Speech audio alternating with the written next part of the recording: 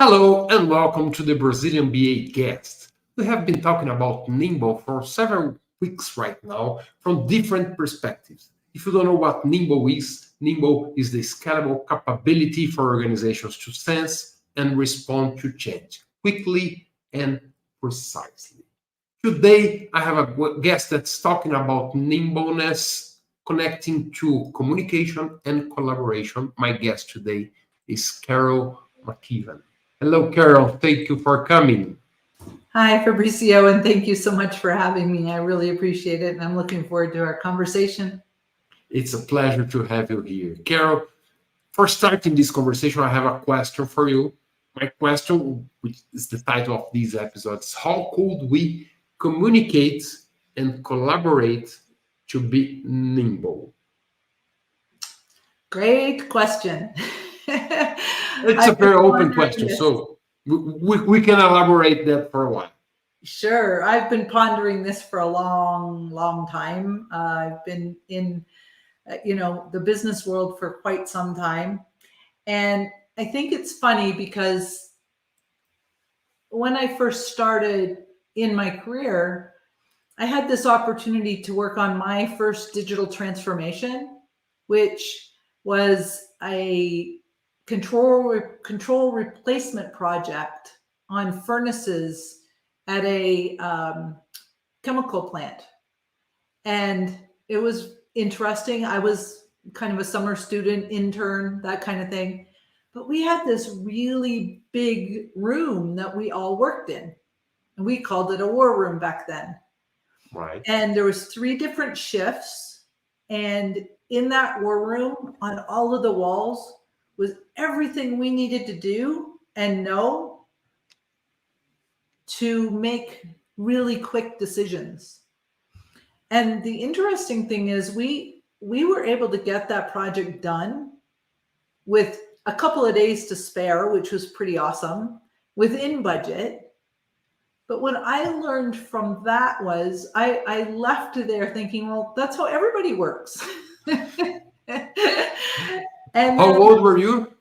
I was 19. Wow. Yeah. Yes, yes. And so I think I didn't understand why this was so difficult in business. And I was maybe a little jaded. I just thought everybody worked that way. Right. And then I got into the real world and it was like nobody knew what was going on. You never felt like at least I'm going to assume that a lot of people never feel like this. But what I felt there was I was always connected to what really needed to get done. What was the most important thing to get done? And if things needed to change, we knew it and we knew why, because there was so much transparency.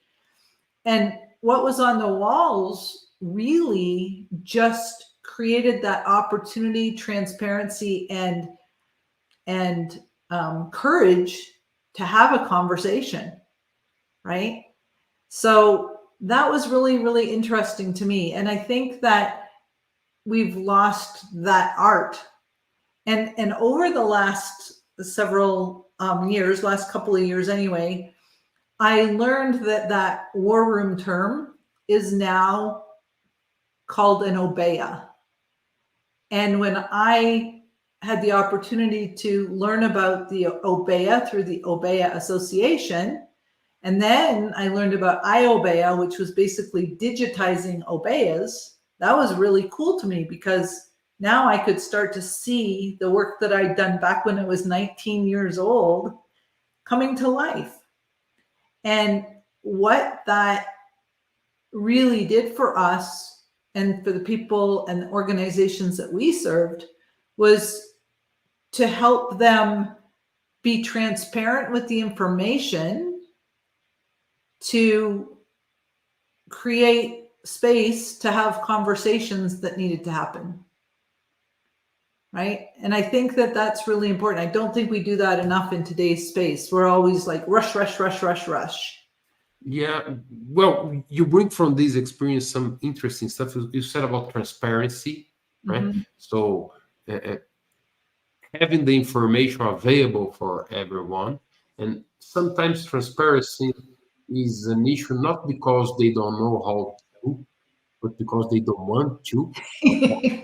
There are some kind of not making things transparent may be some kind of strategy or crazy strategy, but that it happens in a lot of organizations. You said about visible communication, so visual communication. So you could see on the walls, and they were all in the same room working together, and those visuals could work as trigger for important conversations. Exactly. And that's the collaboration part. That's the collaboration part for sure. So, we talk about transparency a lot. We say, if it's really important to be transparent. But I think a lot of people are fearful of being transparent. Oh, I can't tell so-and-so that, or don't tell so-and-so that, right? But what if you had an opportunity to say, I know this is really important to get done tomorrow, but I'm blocked because, and somebody else could see that. And then you could have that conversation. And then what if, just by example, they go, well, I have that on my backlog, but I'm not doing that for another 3 weeks anyway. So why are you so worried about getting it done? Right? So once you start to create those connections, whether it's within your own team or cross-team collaboration or creating conversation for leadership. So you have to really be able to create this flow of data where you're connecting your strategy with your execution, right? Because if you don't know why you're doing something, or if you don't know that something that you're doing is connected to the overall picture, the strategy of the organization, don't you want to not do it? And not just that, I may do it wrongly, thinking that I'm doing it right, because I don't know the outcomes that are expected by what I'm doing. So I'm doing Right. what I was told to do. But sometimes, as I don't see the strategy, I don't understand the strategy, I may do it in a wrong way. Right. Yeah, and that's more common than what looks like. Like someone said, "Oh, you must do exercise because your health is not good, so doing so well, and your cholesterol is too high." And I start doing exercise all day, and my legs are hurt, my arms are hurt, and my health is going bad because I don't understand the strategy. I don't understand that I want to make my health better, right? So when we could use some KPIs on organizations to understand that same situation where people are just trying looking for a single KPI, they don't see the strategy around it. So Exactly. having that information available is important, but how to do that in an organization that's bigger than a war room? So usually a war room, you think about, I don't know, a certain number of people, a team. I Mm-hmm. have dozens of teams. An organization with, I don't know, hundreds of products that are being developed at the same time. And strategy is easily lost between these kind of big organizations like a bank, insurance company, a governmental company, or something like that. Do Mm-hmm. you have any suggestion for large companies? I do. So I used to work at I used to be the VP of community at Scaled Agile. The creators of the Scaled Agile framework, and I like to say drank our own champagne, right? So we did our PI planning. Best. That's better than dog fooding, right? I know I don't like dog food, so I drink champagne. So it was really cool because we bring everybody in from all over the world actually to do PI planning 4 times a year. And as you can imagine, that got rather pricey, right? And it was really great because, we would come in, all the leaders would come in with their strategic vision and all the strategic themes, and they would explain it to everybody. And then for the next 2 days, we would all work together, and we'd have our own war rooms, but we would be connected to the bigger picture. And that was really, really awesome. But then you would leave those rooms and people would go back to their offices or whatever. So the only way to have that visual would be to then transpose it over to, some kind of a visual system. And a lot of people would use something like Jira or, ADO or something like that. But that's not visual. That's not like, all that is workflow. So as I mentioned earlier, I learned about Obeya, and then as a result, Obeya. And Obeya is an interesting product because what happened there was Obeya is Japanese for large room. All right. Okay? And it became very popular. The Obeya practice became very popular when Toyota was developing the Toyota Prius.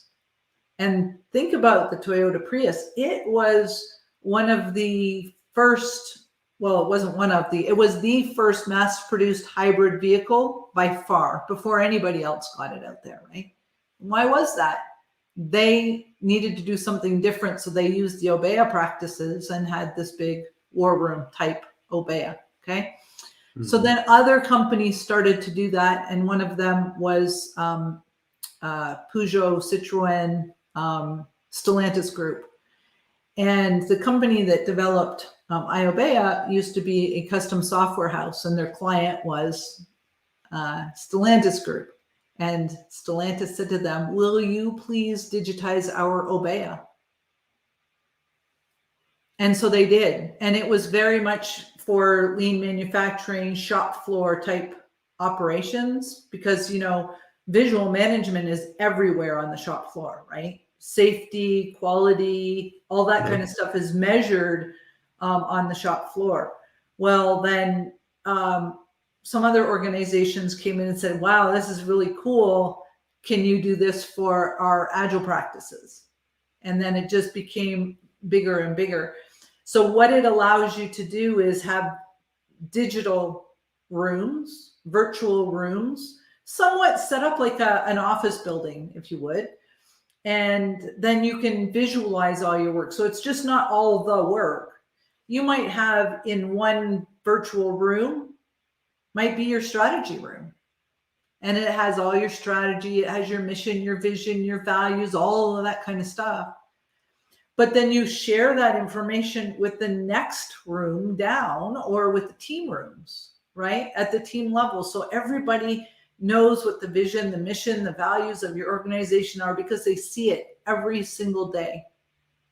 And then guess what happens? They also see the strategy, what's most important, the priority. And then you start building out your team's strategies based on that. And you can share information between rooms without having to have access to everybody else's rooms. It's interesting that you are speaking about strategy, and I'm reminding that the chat that I had last week here at the Brazilian BA Guest with Tim Coventry, and he was speaking about strategy, and something that he emphasized very much was the need for traceability. So I should be able to trace everything we are doing, or every indicator, every goal that I have with my organizational strategy. And that's a key point of being nimble, because if I'm responsible for taking a decision, or I'm responsible for responding to a change, and I'm in the bottom floor of my company, I am a people who are in the delivery horizon, I must be able to understand the strategy and know how what I'm doing is connected to strategy. It's not about asking someone on the top to take the decision, but being able to take a decision that relates to that strategy. Exactly. That's nice. Yeah. But you must have a software to do that, or at least some kind of tool. Otherwise, it's kind of hard to keep this traceability. I don't know, using spreadsheets or something like that. Some people do try to use spreadsheets, but it doesn't work too well, right? Because it's super important too. I remember I used to work at Agility Health as well. And when I was there, they had a values wall. It was so cool. You walked into the office every morning and you saw the values. You lived those values, right? So it's not enough to just know what's in your Kanban today or what's in your backlog today or any of that kind of stuff. You have to know the bigger picture. You have to know how you fit into the bigger picture. You have to have the knowledge of what your vision, your values are, so that you can start to live those and start to get everybody else to live those. So it's not just about, what work has to be done today, but also how you're getting that work done. So yeah, the integrations with Jira or ADO are there because some people are still very focused on that, and you can do that, and it's bi-directional. But it's really amazing to see. So for example, think about this. You've got, just use two teams, right? If you've got team A and team B, and team A is dependent on team B, right? If team B was to put something in their their virtual Obeya, right, that says I'm blocked, and it automatically triggered team A, and then when they come in the morning or when they see the trigger, they see that is now an opportunity to create conversation and fix that block. We don't have those tools very well in our toolboxes right now. Or think about if you wanted to measure something like, well, you mentioned KPIs earlier, or maybe even just team happiness, right? Let's just talk about team happiness. What if on a daily basis, people had the opportunity to just, before they left, throw in a how they felt today? Red, yellow, green, that's it, right? And if those cascaded up to people who cared, and we found out that there was something going on that was not very healthy on that team, that would be a really easy trigger to go back and say, how can we have that conversation to find out what's causing that issue, to see if we can solve it? Because it's not being solved at the team level, obviously, or that person or whoever. And it doesn't have to be, it can still be anonymous, right? But it's still creating those triggers that create the opportunity to have conversations. And I think to be nimble, we have to create some kind of strategy in our organization that gives us that opportunity to have those conversations at any level of an organization. That's awesome. I'm remembering the Scrum pillars, and there are three. It's transparency. So I should be able to see what's going on. Inspection. So I should be able to inspect people's happiness. I love the example because it's very practical. And adaptability. So I should adapt. So once I identify something, I can be transparent, I can adapt, I can redesign. And that's the importance of clear communication. And now you bring collaboration. If I can see that people are not happy, we can do something about that. And that's really important. That's the sensing part about Nimble. So Nimble is sensing and responding. Yep. And so if I can see that visually, it's on my face. It's easy for me to perceive that something is wrong. So let's adapt. Yeah, exactly. I try and I've created what I call the 5 rights for an organization, because do you know that, for example,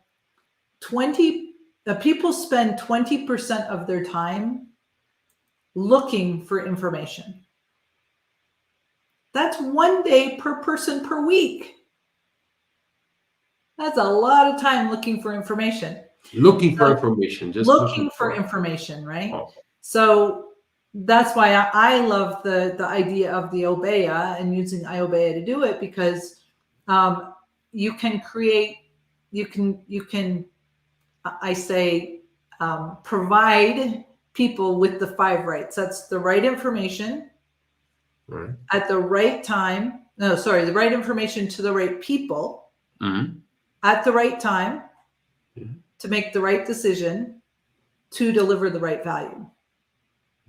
Right? So if you create a system that will allow you to provide everybody in the organization, because if you have too much information, that's just like having too many priorities, right? If you've got too much information, then that's like having no information at all. If you've got too many priorities, like more than one, that's kind of silly too. So, and also, not everybody needs to know everything, right? Because that means you've got too much information. But you get for your role need to have the right information to make the right decision. And you know what your guardrails are and what decisions you're allowed to make and which ones you can't or might want to ask for help with, right? And so I believe that creating these systems is super important. The other thing I talk about too, when you're talking about complex adaptive systems, which most of us are trying to work within, it's like the human body, right? The human body is a complex adaptive system. And your brain, I like to think about the strategy, and your heart as execution, right? So in your human body, if your brain and your heart stop talking to each other, what happens? Well, if the lion comes closer and my brain don't send the right communication to my heart because it has to speed up, I want to have the energy to run. Yeah, if they stop talking, you're probably not going to make it, right? Yeah. And that's the same in business. If strategy stops talking to execution and vice versa, so you have to keep that clear pathway of communication open at all times to be nimble. It's just a part of the process, really.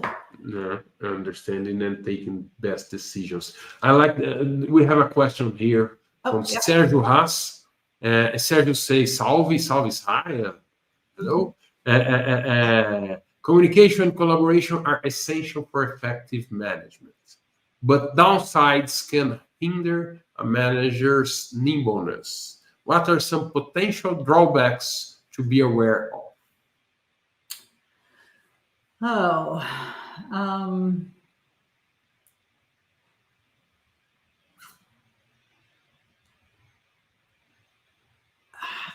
I guess for me, the only downside is if you don't have a really strong trust between your teams, right? So communication and collaboration is super important, but if you don't trust the people that you're working with, then you're not probably going to communicate, or you're going to be afraid or fearful of providing that information either way throughout the system. So trust is really super important. One thing, I think it might be a curse for me, or a good thing and a bad thing for me, but I tend to be very trusting until somebody gives me the reason not to trust them. Whereas some people are the other way, right? It's always like trust but verify, trust but verify. And to me, trust but verify, I have a really hard time with that, because if you have to verify everything I do anyway, then you're really not trusting me. Okay? So I think that the biggest downfall is you've got to create that sense of trust within your teams and within your organization, and also be prepared for people to make mistakes. How else are they going to learn, right? So, and that's probably where fear comes by. Fear of making mistakes, and fear of delegating, and those people who you delegate make mistakes. Right. And thinking about nimbleness and trying to sense and respond quickly, especially the quickly part of it. Because when we think about nimble, is speed and precision, but especially the speed. Taking a decision in a collaborative way can take longer than in a solo way. If I have to take a decision, if I send you a questionnaire and ask you to answer a survey with 5 questions, you probably can do it in 1.5 minutes. If I give you a team of 10 people and ask you to make consents about the same 5 questions, it will take an hour, right? Right. And so how to collaborate in a nimble way, especially when speed is being requested. I see a lot of people who avoid an environment of collaboration because they think they can do it faster by themselves. They're very smart or something like that. Yeah, definitely. They think they can do it faster. I always try and teach people the power of collective intelligence. You maybe think you can do it faster, but in the long run, you might, if you collaborate with somebody, get some of their opinions, you might make a different decision, right? So, for example, I had somebody that was working with me once, and she said to me, it was something like, Carol, can I have vacation on, a week in March? And I looked at her and I said, I'm not sure. Can you? And she said, well, what do you mean? She said, we have to get our vacation approved by our managers. And I said, well, I'm not your manager. I'm part of your team. And as far as I'm concerned, I don't want you asking. I want you telling me that you've talked to the team, you've worked it out, and you will be taking vacation, right? And that was a really different perception from most people's leadership style, right? Or one time somebody came to me and said, Carol, I just talked to this person and they want, I don't remember what it was, XYZ. And I said, oh, okay. So what'd you tell them? And they said, well, I'm going to have to go talk to my manager and see if I can do that. And I said, really? I said, what? Why did you do that? I said, that's the customer and they're asking for that. What do you think of the request? She said, well, I think it's quite reasonable. And I said, well, why did you think you couldn't make that decision? Like, let's have that conversation, because I want you to feel like you can have that conversation with yourself and say, is this the right thing or the wrong thing? And if you believe it's the right thing, then let's do it. Like, just do it, right? Because now you've delighted your customer. So that collaboration is between your customer and you, not me. Now, you might come to me and say, this is what I've done. Are you okay with that? Or would you have done something differently so that you could learn for the next time?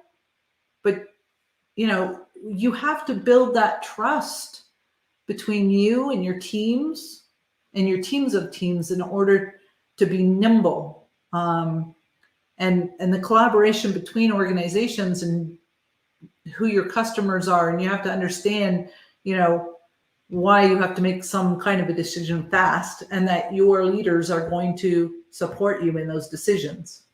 I think that's so super important. I like the way you're building this idea of trust, because it connects. It's not just I trust you because you are not an evil person or something who wants to explore me or something like that. No, I trust you because I understand you are committed to the same objective that I am. Right. And so we are in sync. We understand the same strategy.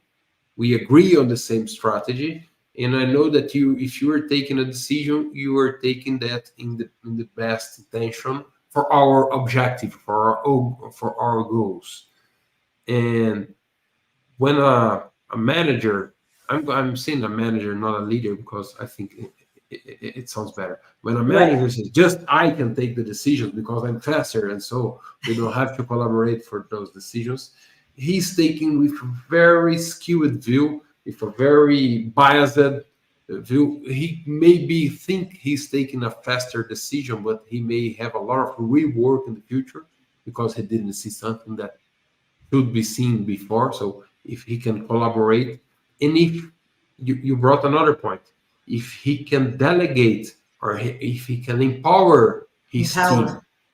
power probably is the best word here, empower his team to take those decisions, seeing what they see from their perspectives, that's sometimes very better than the manager. In your example, can she take vacation? She knows what's her duties. She knows who is expecting for her job very better than you are. So she have very much more information about that specific decision that you have, and she can connect with everyone impacted by that decision. So she's probably in the best position to take that decision. But it's very comfortable to just, hey, Carol, can I do it?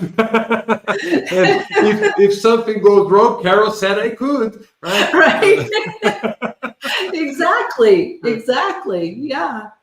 But you said it very well, and I think that empowering and inspiring is so super important with your teams, that creates that circle of trust, which then that creates more collaboration, which then creates more communication, that then gets the ball rolling a little bit more smoothly, and you have more flow going throughout your system. That one person that I was talking about that said, hey Carol, what would you do in this situation, or the customer wanted X, that just a week later was really excited to come to me and say, so I just had this conversation, and you were sitting on this shoulder and the customer was sitting over here. And I thought, what would Carol do? And Carol would say, what would you do? So that was really exciting for me.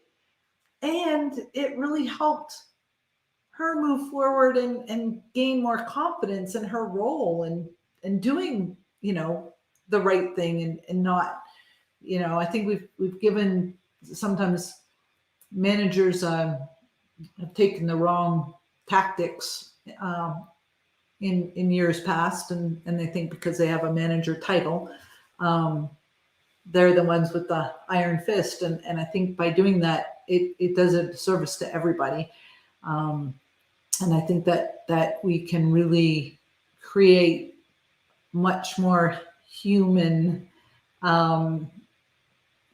collaborative organizations that then create more value for their customer if we take a different approach to management and leadership. That's a very nice message. So if someone who is leading a team, who have the role of a manager or role of taking decisions, empower your team to take their own decisions. But it's not just about empowering, you have to enable them to make those decisions. So you will trust them that they are taking good decisions because they have been enabled by knowing the impact of those decisions. They are connected to the strategy. They understand the strategy. And sometimes I feel like a lot of leaders don't take time about making people understand the strategy. They just give them tasks and say, oh, you are responsible for creating that wall of bricks. You're responsible for doing those pipes. You're responsible for painting that other thing. And people don't see the house. They just see their own tasks. Yes. And maybe it's part of enabling people to take good decisions, to use some time to enabling them to understand the whole and communication again. Yeah, I mean, I think to go back to my example when we started talking about, I thought everybody works this way in like war room type environments, that kind of thing. I think I also had a really great leader, manager leader, who empowered me and inspired me and to be the kind of leader I was. And so I used to work a long time ago at EDS, and it was electronic data systems. And I had 45 program and project managers between Colorado and California who were direct reports to me. Now think about that. 45 is a lot of direct reports, right? Yeah. So there's no way that you can really do a great job individually with 45 people. But we figured out a way that worked so that everybody communicated and collaborated together. So one of my mentors way back always told me that, Carol, in order to be a great leader, you have to be able to figure out a way to put yourself out of a job. Right? And so in order to do that, I always was thinking, well, how can I put myself out of this job so that maybe I can go do something else, but also that somebody else might have the opportunity to do this as well. And it was in 2018. And that's when, we were having lots of right sizing, downsizing. They called it right sizing back then. And it seemed like every 2 weeks, somebody would come to me, my leadership, and say, we need 2 more names. We need 2 more names. And I finally got so tired of having to let people go for no apparent reason. Wow. That I said, here's the last name you'll ever get from me. And I gave them mine. And my leader said to me, but Carol, what would we do if you weren't there? We wouldn't have anybody leading this team. And I said, well, if you let me go, I said, you'll be a hero because I'm overhead. And if I let anybody go, they're all billable. So you're not going to make your numbers if I let people go. But if you let me go, you'll still make your numbers. I get to leave. And I said, and you'll be very surprised that they are completely self-sufficient. The only time they come to me is when they're blocked. They make all their own decisions. And if they have a problem that they can't resolve, then they come to me and I help resolve it with them. And I think those are the things that we need to create, that like remove the fear, let people come to you when they need you the most, right? Not for everything. Give them that autonomy, give them that ability to make decisions. And then you're going to create that communication, that collaboration. My whole team would figure out, we would have a meeting. This was before I knew what Agile was or what a stand-up was or any of that kind of stuff, right? This was my whole team. We'd meet every morning. We'd ask everybody. And I, by the way, I've been a remote worker for 20 years. 20 out of the last 23 years, I have been a remote worker. And my whole team was distributed. So you learn how to, I think, be more respectful of people's time and energy and effort they put into their work every single day. Because like you said earlier, we're all here for the same reason. We all have the same objectives. We all want to delight our customers. We all want to deliver value to our customers. And so we as a team did that. And I think that when you can build that confidence up in the whole team, then, and teams of teams, it's not just your team, it's everybody who's creating that value for your customer, because we're all in business to create value for our customers, right? Yeah. If we weren't creating value, we probably wouldn't be in business. So I think that's going back to what you said earlier, and aligning and understanding the final outcome that we're all looking for. We're all in it together. So together we can get it done. There's a part of this trust that you're mentioning, especially for leaders and sometimes for followers as well. That's the feelings that you have in this situation. Like, you were very brave in putting your name and saying, oh, they don't need me, I did a good job. And I cannot agree more with a good leader is someone who makes a team autonomous. So it's the work of being a leader, a good leader, is the work of becoming unnecessary. Right. But it creates some feelings about losing, about being unnecessary, and some people try to attach and create I don't know, some security, insurance. They want their job. And that's the point. A lot of time when we don't have transparency and when we don't have empowerment, sometimes those feelings are in the middle of the way. Like people are afraid of losing their job. They're afraid of losing their power or their putting their career in danger. It's even fair, but what do you suggest for someone who's watching us right now and is feeling the same kind of feeling? That that their job might be in danger, Or if they don't want to be transparent, they don't want to empower, they don't want to take decisions, they prefer their boss to take decision, or it's a boss, they don't want their employees to take decisions because so he thinks he's very important. And well, if I'm going to be blunt, I would say get over yourselves. Right? I mean, just because you're the leader doesn't mean you're, you know it all. In fact, you probably know less than, and like I said earlier, the power of collective intelligence is pretty cool, right? And so you might think you have the answers, but try it. Just try it. I mean, why do we do retrospectives, right? Because you don't know what went well and what didn't go well and how you could do better. You don't have all of the answers. So I think that's really important. I think I use this a lot, but I read a book when I was very young called Feel the Fear and Do It Anyway. So try some things, right? Try some things that might work. If you were to consider doing a survey of your team to find out how they felt about you as a leader, right? Consider that and think to yourself, what would they say?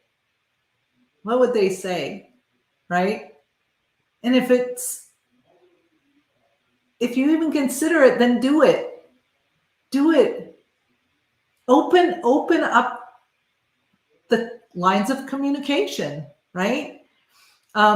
Maybe you do it anonymously first, because those people might not feel like, oh, he's just doing this to find out, who he can, start to badmouth or something. But I think it's really important to understand as a leader how you're perceived so that you can be better as a leader and explain that to your team, right? There's no fear of reprisal here. There's no nothing, because, on one-on-ones, people usually won't say what they feel, right? So sometimes I mean, we used to do them, right? I don't know, people do them anymore because there's a taboo about individual performance reviews, but we used to do 360s and you always did your leader as well. But I think that was used for the wrong purposes, right?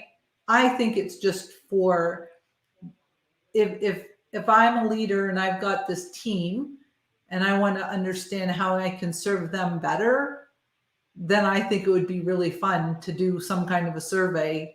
Or, if I'm not getting it from one-on-one conversations, I'll go, oh, there's not enough open lines of communication. We have to figure out what I can do differently to do that.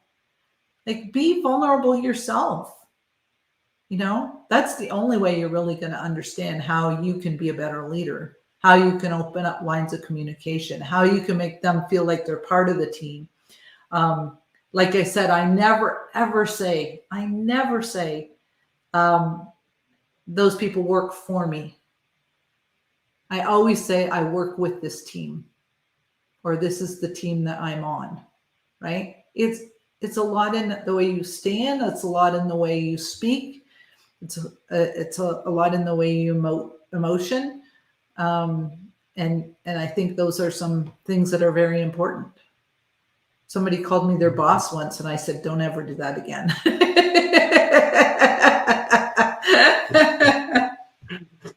And it's an order. And it's an order. That's an order. Yeah. Yeah. Sometimes relationships are damaged. Yes. Yeah. And you have to face that, understand it, and fight against. I think you're right. I like very much when you say about creating channels of open communication. You should have several of them. You should have something on your walls. You should have something on your Obeya, and you should have also some situations where people can share that, where they can chat, like Scrum create some ceremonies that are very useful. That's a way, not the only one, but that's like daily meetings or plannings or retrospectives. That those are good examples of Yep. channels of communications, and everyone can create even more and more channels of communication that fits to their organization. So Absolutely. Yeah. Yeah. Don't try and put a, square peg into a round hole. Try and find out what works for you and your organization. But I really do think that there's like you said, there's different channels of communication, and together those communications, like whether it's using visual cues, visual management techniques alongside of some of the agile principles and practices we all know, or lean or water, it doesn't matter, whatever works for your organization. But I truly believe that this sense of visuals to enhance verbal communication, because what I explain to people from a visual management perspective, visual cues are there to create a common language throughout your organization that require little to no interpretation. So for example, so that you can make a decision, right? So for example, you're in your car and you're coming up to a red light. When it turns yellow, you know what to do. Slow down. When it turns green, you know what to do, along with everybody else in the world, right? So yeah. when you create those kind of common language cues within your organization, right? It's kind of like the andon cord. Why did they put the andon cord into the assembly line in cars? Because quality was going down, and people were so worried about getting their widgets done, they weren't worried about, oh, we missed that one, right? So there's an andon cord. Stop the line, right? Why do we do those kinds of things? It's to create those opportunities that people can speak a common language. They can see the visual. There's so many common visual cues that we're all aware of. Stop signs. We know what to do if we see a stop sign. It doesn't even have to say stop on it, right? It can be red in a the shape of a stop sign, and to stop. Even if it's in another language, you understand it. Exactly. Yeah. We are almost in our time here. I just wanted to. We are. Time flies. I want to add a question that we didn't spoke a lot. We spoke very much about communication between a team or between our company, and the need for transparency, the need for visual communication, and trust. So we should trust our team. But to sense change in my organization, I should be able to sense it beyond my organization. So I should be able to sense what's happening in my customer, what's happening in my providers, in what's happening in my competitors. And sometimes trust is not that easy outside the borders of my organization. Sometimes people are hiding some information intentionally because they want to negotiate, they want a better deal, or if it's my competitor, they have their own strategy and stuff like that. How can we enhance our communication with those external stakeholders so we can also be nimble or respond fastly and precisely to those changing around us? Great question. I would say let's tackle the suppliers and those kinds of people first, right? Because that's easy. In my opinion, that's easy. You invite them in to collaborate with you, with your system, with your visual systems. So you might have a separate spot that, is the information that you feel comfortable sharing with them and them with you, but invite them in, have those conversations with them, create a visual system with them so that they can see what's going on as well. I don't think that, I think that having that open line of communication. So for example, I don't know what example we could use, maybe an implementation of a software or something like that, right? Maybe you're bringing them in and you're talking through the implementation roadmap, right? Well, don't forget they have a company that they have to run as well, right? So now you've got, if you invite them into what you're talking about, you start creating ideas of, well, let's do this time, or next week, let's work with 30 of your team members to train them on the software. Well, if they now have a visual system that they've got, they can go and see if those 30 people are available, right? So I think it's really important to invite them into your areas of expertise and get them to see how you work, and it might change the way they work as well, right? Become part of the team, right? Yeah, exactly. Bring them in, invite them in, be part of the team. Share your goals with them. It should be their goals as well. Absolutely. Or maybe, your expectation is to have this implemented in 3 months and their expectation is 3 days. Well, you're going to figure that out pretty quick, right? If you invite them in to be part of the team. Okay. And then you can figure out how to resolve those issues. The other way around with competitors is a little bit more difficult, right? I mean, I think that I think that you just have to make it your business to know, but also to make, again, what you learn visible to the right people in the organization, right? Okay. So again, maybe you have a, meet the competition, Obeya in your organization, right?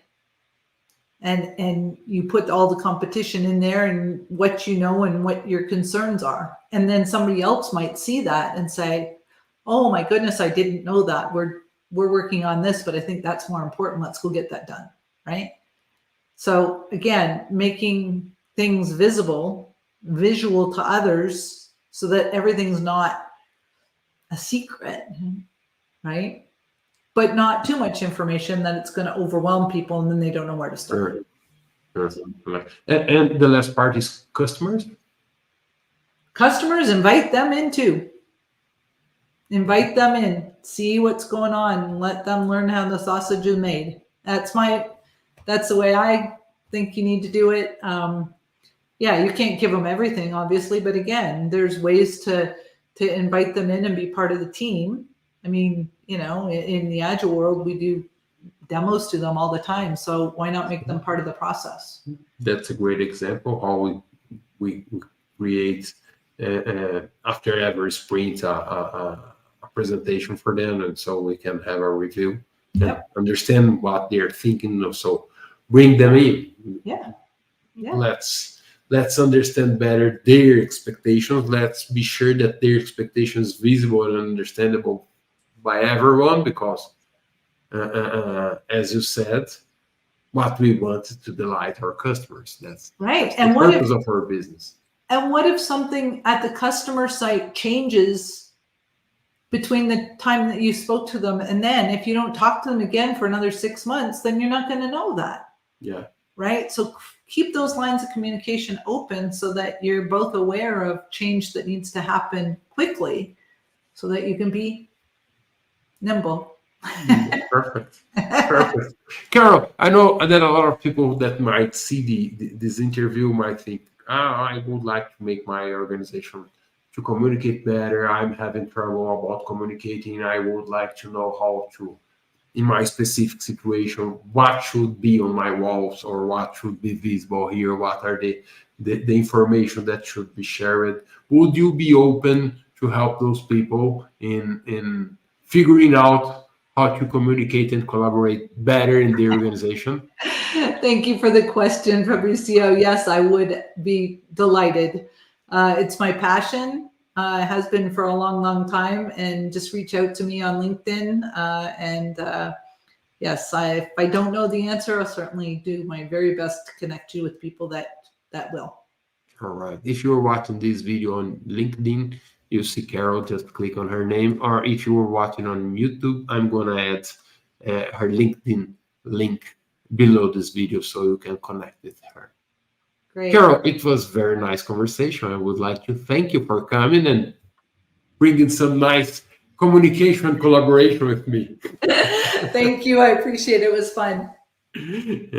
And next week, we are coming for another episode. Welcome for those who watched us right now, and see you next week. Bye-bye. Bye-bye.